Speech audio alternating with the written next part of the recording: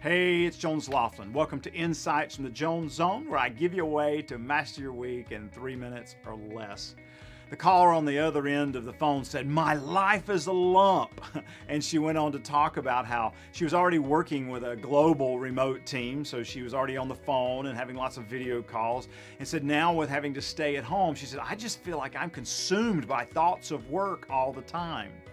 So certainly if you're on the front lines of the pandemic and your job requires you to report to a physical workspace, you might not have this issue. But if you're one of those people who's working from home, you may be finding that you're thinking about work all the time and it's hard not to focus on work. If that's the case for you, I have 3 suggestions for you. The first one is find opportunities to force yourself out of work mode.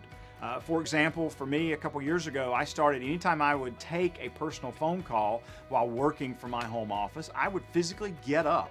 And if the weather was nice, I'd walk outside to have the phone call, or I might just stand in front of a window. But I did something to break me away from that whole workspace I was in.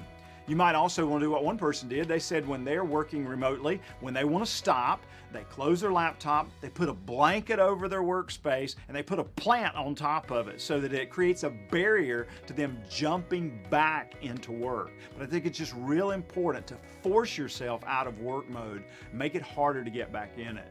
The second idea is create some meaningful non-work moments during the day. It's easy to say, oh yeah, I'm just going to push through all of this stuff and then I'm going to stop early. But then that email comes in and you just keep right on working. So an idea is to seed some small, meaningful non-work moments into the day. Maybe it's who you have lunch with at your home. Maybe it's a walk you take. Maybe it's something you enjoy, a book you want to read, that you'll carve out a few minutes of non-work stuff during the day just to kind of give yourself some mental and emotional distance. The third thing I encourage you to do is to finish this statement when you first get up in the morning. At the end of the day, I want to feel. Now you're going to start by probably dropping in the word productive. And yeah, that's an important word. But if you hang there for a moment, you'll start saying things like, I want to feel fulfilled.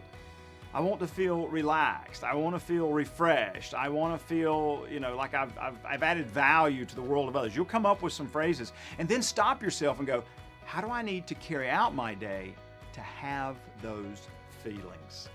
This is Jones Loflin. I hope it's a fantastic week for you where you're able to not focus on work all the time. Thanks for spending a few minutes with me today in the Jones Zone.